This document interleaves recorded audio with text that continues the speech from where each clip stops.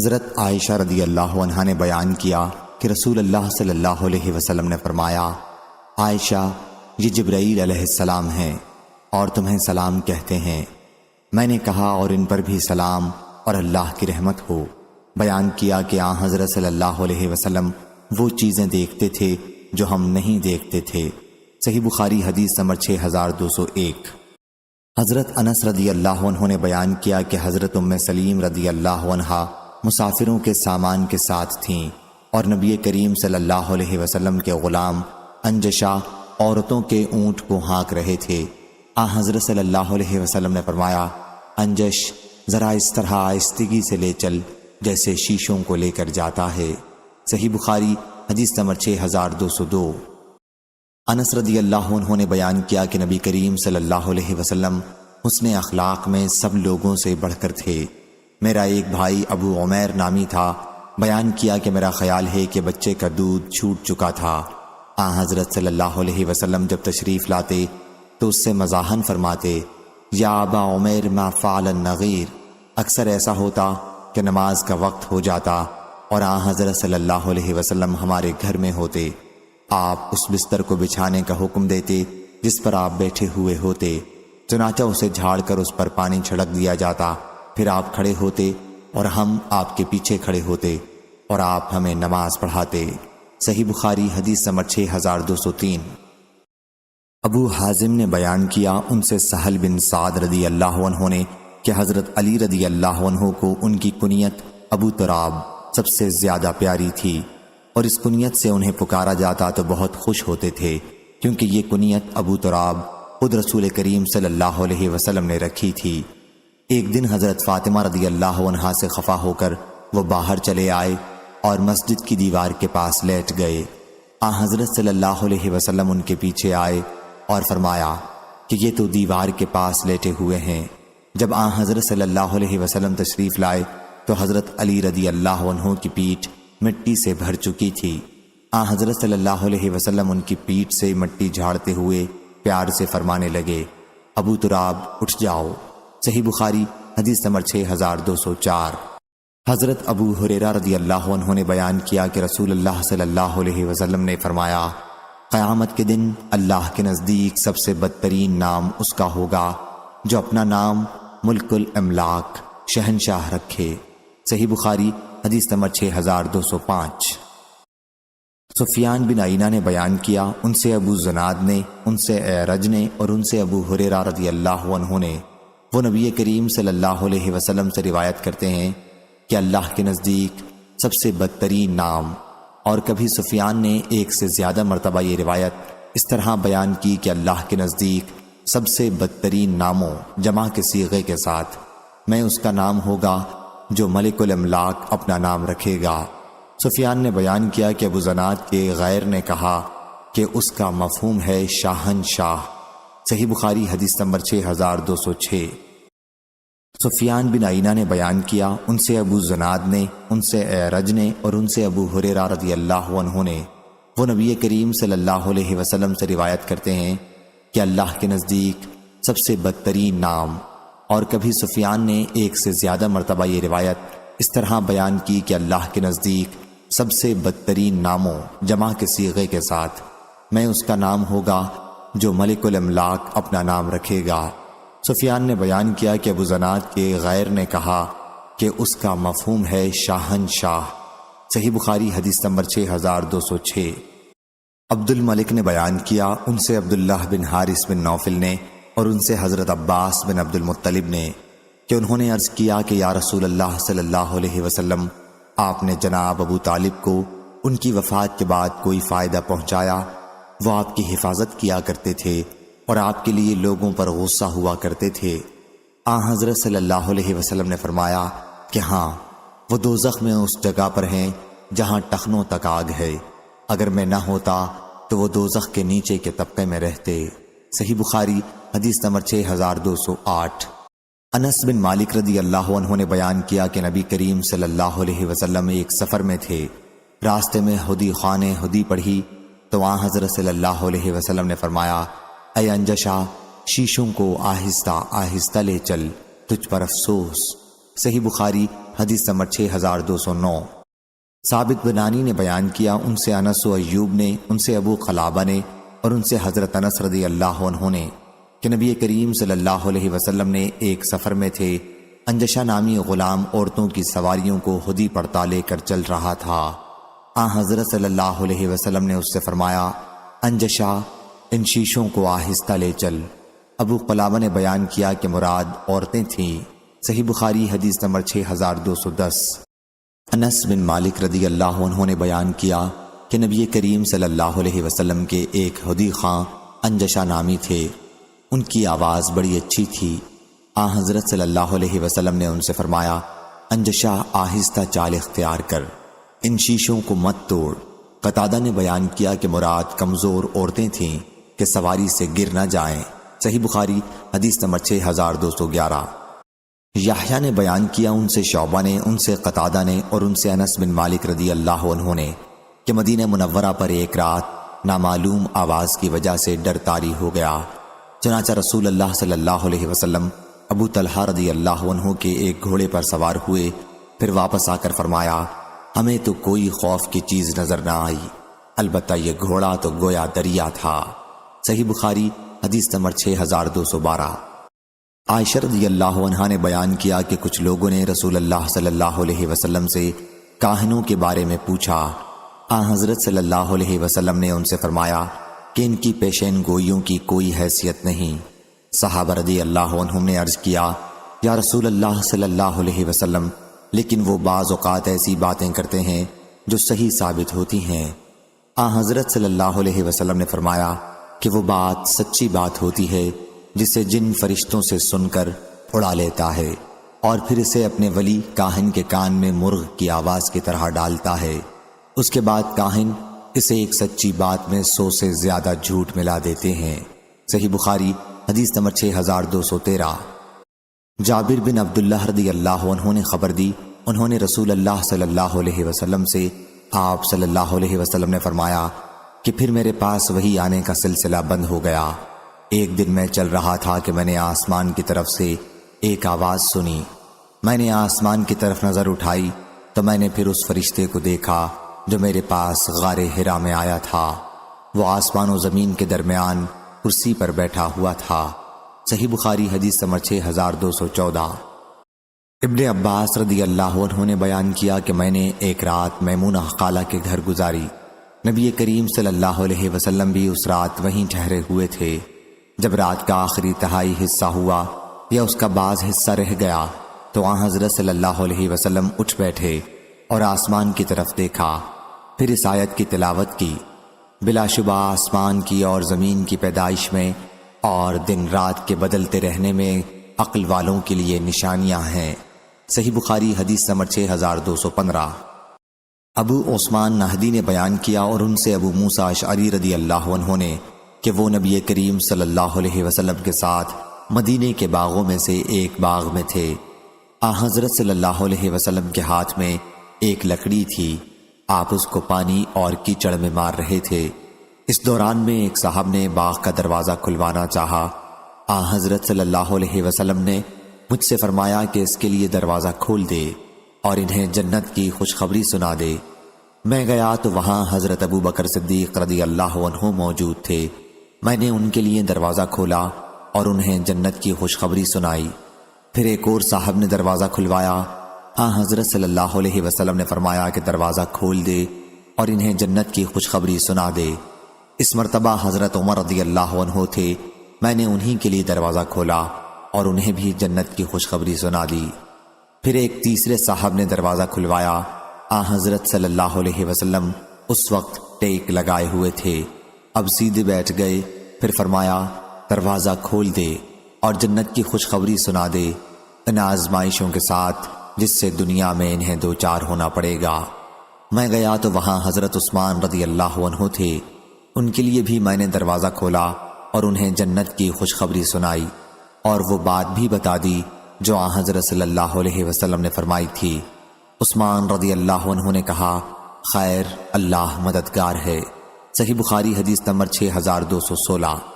حضرت علی رضی اللہ عنہ نے بیان کیا کہ ہم نبی کریم صلی اللہ علیہ وسلم کے ساتھ ایک جنازے میں شریک تھے۔ آن حضرت صلی اللہ علیہ وسلم کے ہاتھ میں ایک چھڑی تھی، اس کو آپ زمین پر مار رہے تھے۔ پھر آپ صلی اللہ علیہ وسلم نے فرمایا، تم میں کوئی ایسا نہیں ہے جس کا جنت یا دوزخ کا ٹھکانہ طے نہ ہو چکا ہو۔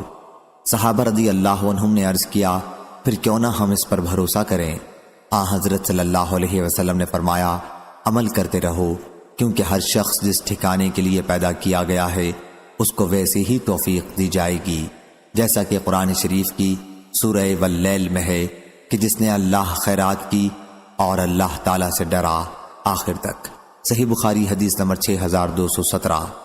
ام سلمہ رضی اللہ عنہا نے بیان کیا کہ نبی کریم صلی اللہ علیہ وسلم رات میں بیدار ہوئے اور فرمایا، سبحان اللہ، اللہ کی رحمت کے کتنے خزانے آج نازل کیے گئے ہیں اور کس طرح کے فتنے بھی اتارے گئے ہیں۔ کون ہے جو ان حجرے والیوں کو جگائے؟ آن حضرت صلی اللہ علیہ وسلم کی مراد ازواج مطہرات سے تھی تاکہ وہ نماز پڑھ لیں، کیونکہ بہت سی دنیا میں کپڑے پہننے والیاں آخرت میں ننگی ہوں گی۔ اور ابن ابی ثور نے بیان کیا، ان سے حضرت ابن عباس رضی اللہ عنہ نے اور ان سے حضرت عمر رضی اللہ عنہ نے بیان کیا کہ میں نے رسول اللہ صلی اللہ علیہ وسلم سے پوچھا، کیا آپ نے ازواج مطہرات کو طلاق دے دی ہے؟ آن حضرت صلی اللہ علیہ وسلم نے فرمایا کہ نہیں۔ میں نے کہا، اللہ اکبر۔ صحیح بخاری حدیث نمبر 6218۔ شعیب نے خبر دی، انہیں زہری نے دوسری سند، اور ہم سے اسماعیل بن ابی اویس نے بیان کیا، انہوں نے کہا کہ مجھ سے میرے بھائی عبد الحمید نے بیان کیا، ان سے سلیمان نے بیان کیا، ان سے محمد بن ابی عتیق نے بیان کیا، ان سے ابن شہاب نے بیان کیا، ان سے امام زین العابدین علی بن حسین نے کہ نبی کریم صلی اللہ علیہ وسلم کے زوجہ مطہرہ حضرت صفیہ بنت حی رضی اللہ عنہا نے انہیں خبر دی کہ وہ آن حضرت صلی اللہ علیہ وسلم کے پاس ملنے آئیں۔ آن حضرت صلی اللہ علیہ وسلم اس وقت مسجد میں رمضان کے آخری عشرے میں اعتکاف کیے ہوئے تھے۔ عشاء کے وقت تھوڑی دیر انہوں نے آن حضرت صلی اللہ علیہ وسلم سے باتیں کی اور واپس لوٹنے کے لیے اٹھیں تو آن حضرت صلی اللہ علیہ وسلم بھی انہیں چھوڑ آنے کے لیے کھڑے ہو گئے۔ جب وہ مسجد کے اس دروازے کے پاس پہنچی جہاں آن حضرت صلی اللہ علیہ وسلم کے زوجہ مطہرہ ام سلمہ رضی اللہ عنہا کا حجرہ تھا تو ادھر سے دو انصاری صحابی گزرے اور آن حضرت صلی اللہ علیہ وسلم کو سلام کیا اور آگے بڑھ گئے، لیکن آن حضرت صلی اللہ علیہ وسلم نے ان سے فرمایا کہ تھوڑی دیر کے لیے ٹھہر جاؤ، یہ صفیہ بنت حی رضی اللہ عنہا میری بیوی ہیں۔ ان دونوں صحابہ رضی اللہ عنہم نے عرض کیا، سبحان اللہ یا رسول اللہ، ان پر بڑا شاق گزرا، لیکن آپ نے فرمایا کہ شیطان انسان کے اندر خون کی طرح دوڑتا رہتا ہے، اس لیے مجھے خوف ہوا کہ کہیں وہ تمہارے دل میں کوئی شبہ نہ ڈال دے۔ صحیح بخاری حدیث نمبر 6219۔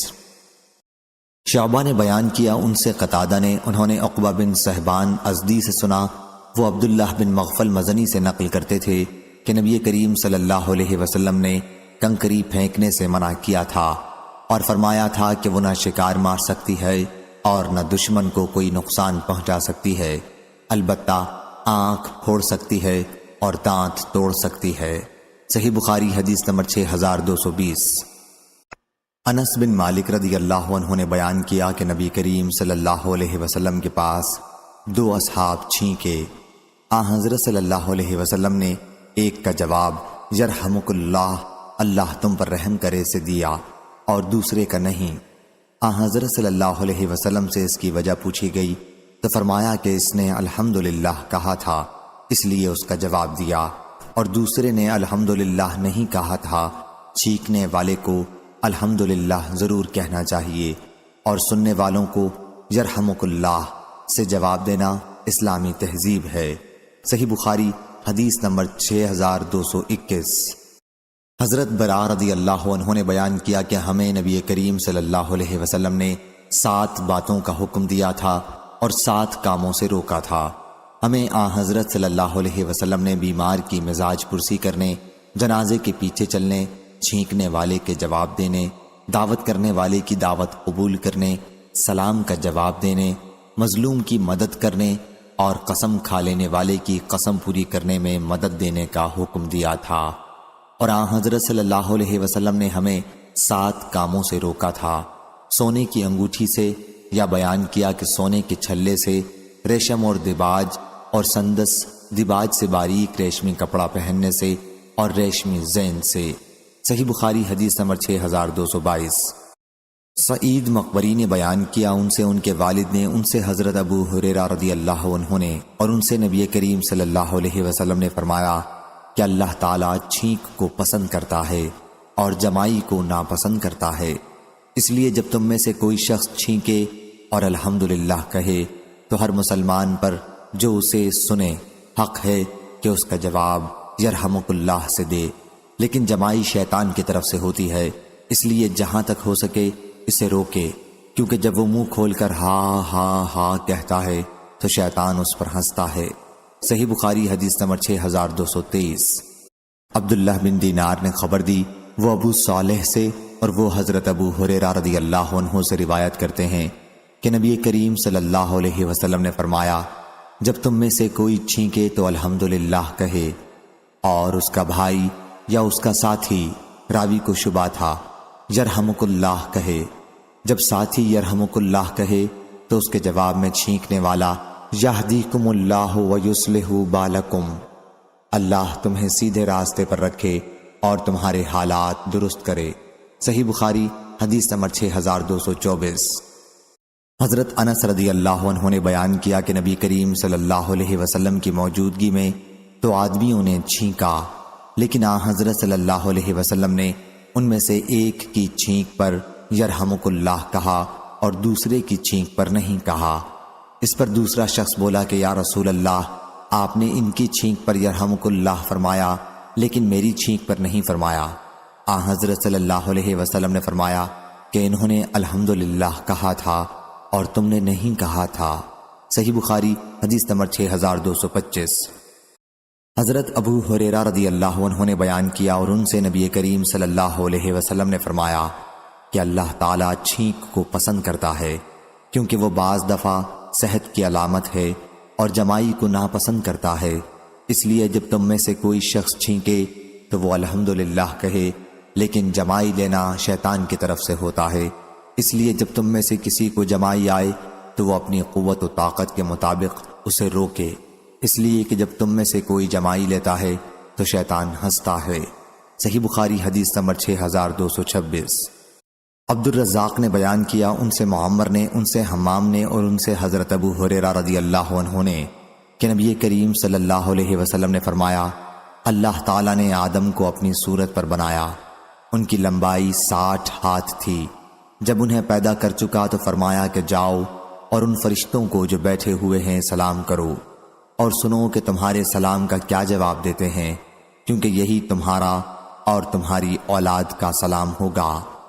آدم علیہ السلام نے کہا السلام علیکم، فرشتوں نے جواب دیا السلام علیک ورحمۃ اللہ، انہوں نے آدم کے سلام پر ورحمۃ اللہ بڑھا دیا۔ پس جو شخص بھی جنت میں جائے گا حضرت آدم علیہ السلام کی صورت کے مطابق ہو کر جائے گا۔ اس کے بعد سے پھر خلقت کا قد و قامت کم ہوتا گیا، اب تک ایسا ہی ہوتا رہا۔ صحیح بخاری حدیث نمبر 6227۔ حضرت عبداللہ بن عباس رضی اللہ عنہ نے خبر دی، انہوں نے بیان کیا کہ رسول اللہ صلی اللہ علیہ وسلم نے حضرت فضل بن عباس رضی اللہ عنہ کو قربانی کے دن اپنی سواری پر اپنے پیچھے بٹھایا۔ وہ خوبصورت گورے مرد تھے۔ حضور اکرم صلی اللہ علیہ وسلم لوگوں کو مسائل بتانے کے لیے کھڑے ہو گئے۔ اسی دوران میں قبیلہ خشم کی ایک خوبصورت عورت بھی حضرت صلی اللہ علیہ وسلم سے مسئلہ پوچھنے آئی۔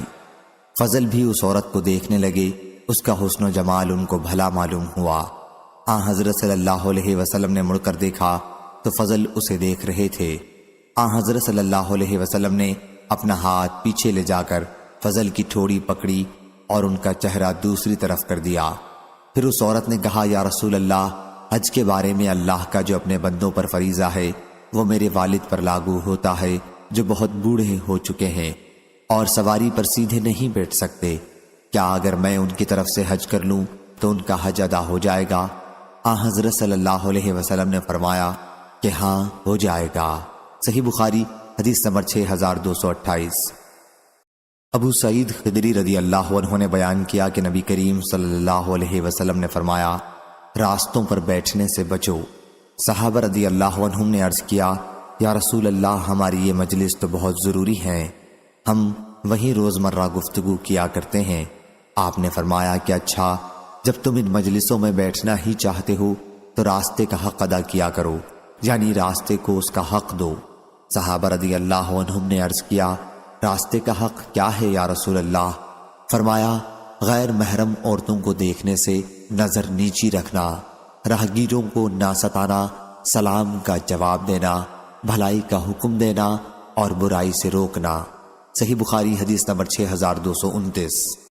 عبداللہ رضی اللہ عنہ نے بیان کیا کہ جب ہم ابتداء اسلام میں نبی کریم صلی اللہ علیہ وسلم کے ساتھ نماز پڑھتے تو کہتے سلام ہو اللہ پر، اس کے بندوں کی طرف سے، سلام ہو جبریل پر، سلام ہو میکائیل پر، سلام ہو فلاں پر۔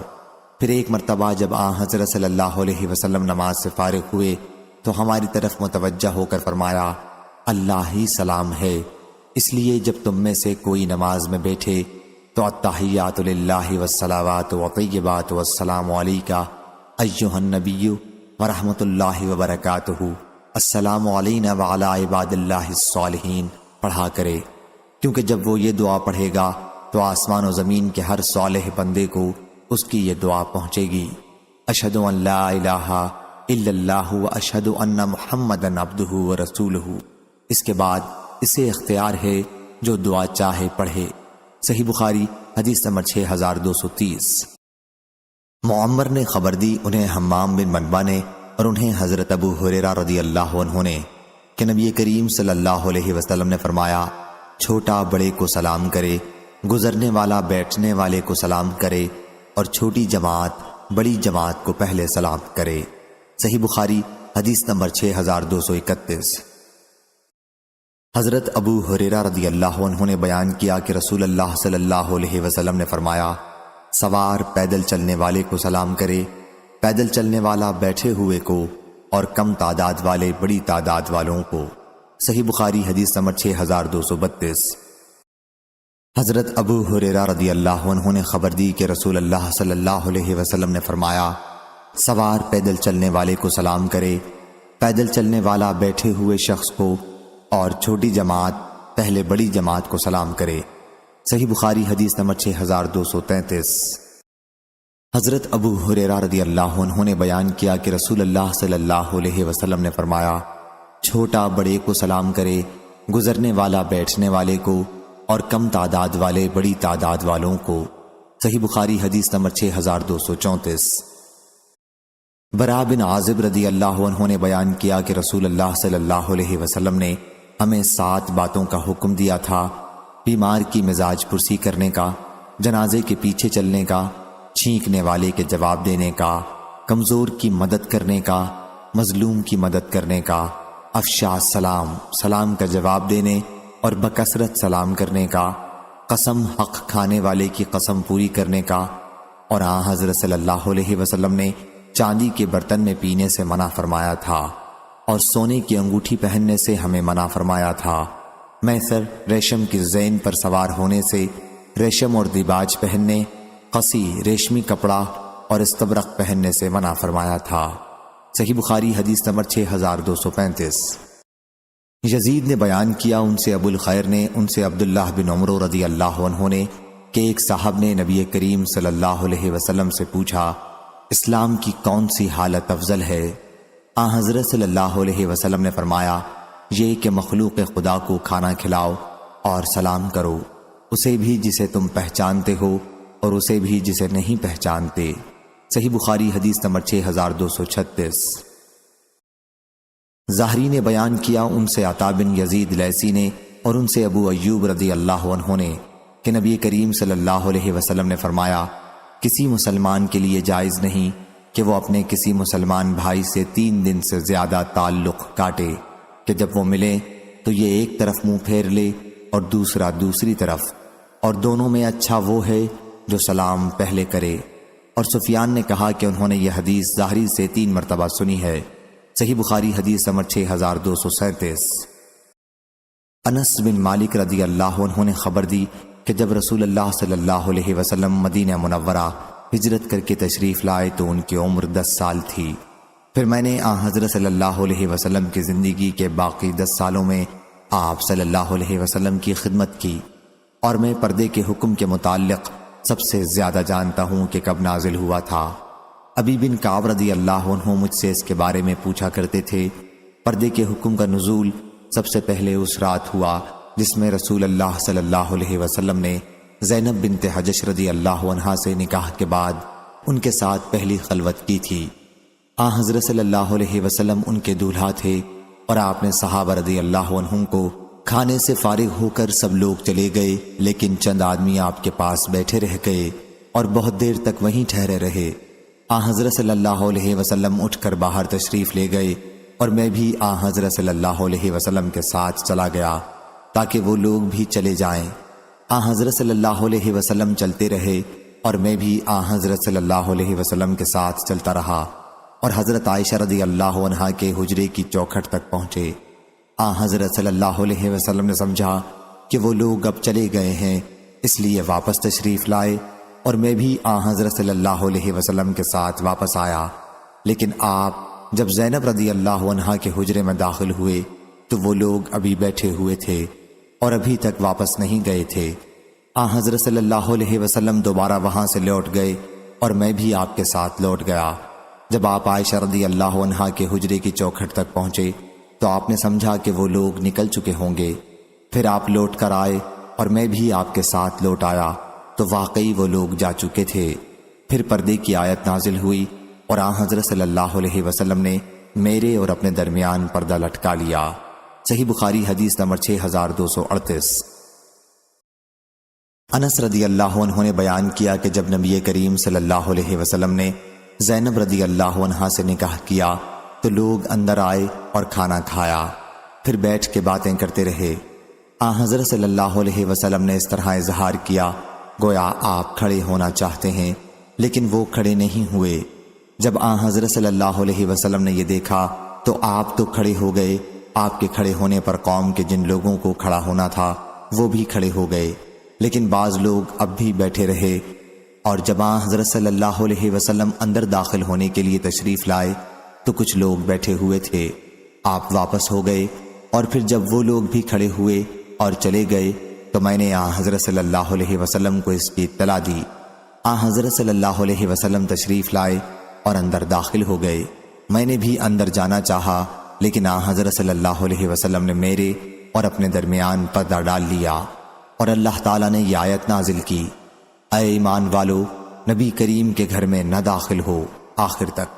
صحیح بخاری حدیث نمبر 6239۔